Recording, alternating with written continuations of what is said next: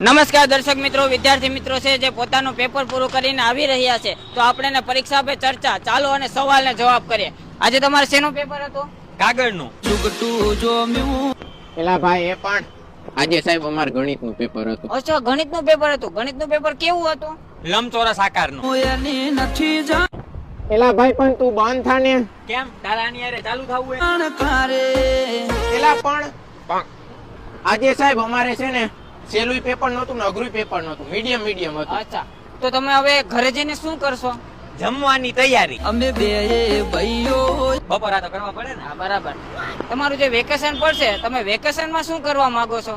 વેકેશનમાં હે ને મામાને ઘેર જવાનું હે ને મામાને લૂસી નાખવાનો થાય છે. હો અલગ વિચારધારી. તમારું ભણતર પૂરું થઈ જાય પછી તમે શું કરવા માંગો છો? પછી તો હું લગ્ન કરવા માંગુ છું. એક છે શાંતિકારી. એમ નહીં, લગ્નની વાત નથી. તમે